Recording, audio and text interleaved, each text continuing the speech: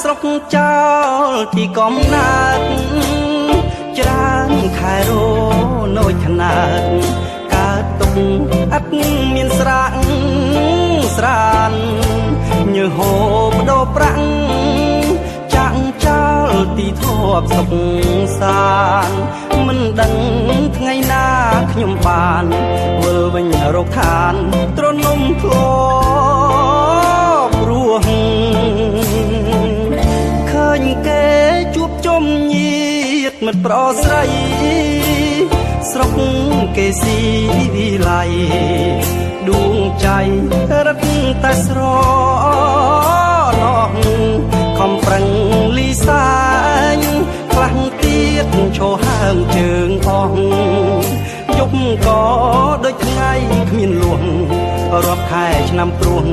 ជីវភាពគ្រួសារខ្លួននៅឯនាយតែចិត្តនៅឯស្រុក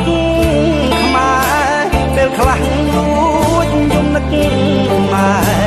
នឹកពុកបងប្អូនមាន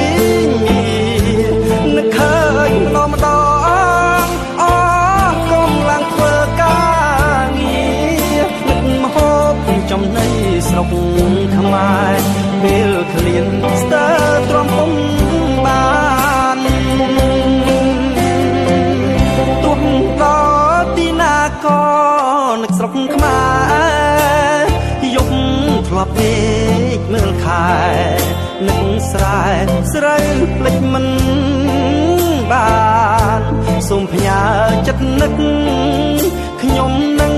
វិលវិញមិនខានអារម្មណ៍លួចរត់ចោលប្រាណសង្ឃឹមឆាប់បានវិលទៅស្រុកខ្មែរ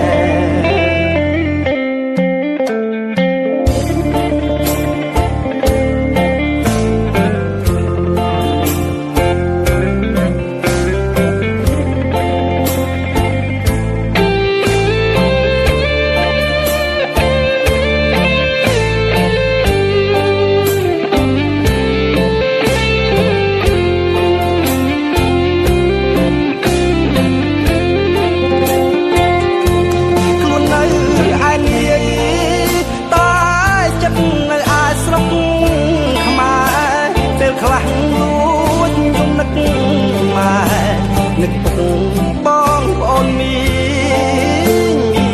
ននឹកឃើញម្ដងអកំឡើងធ្វើការងារនឹកម្ហូបចំណីស្រុកខ្មែរពេលឃ្លានស្ទើរទ្រាំពុំបានទោះដល់ទីណាក៏នឹកស្រុកខ្មែរយប់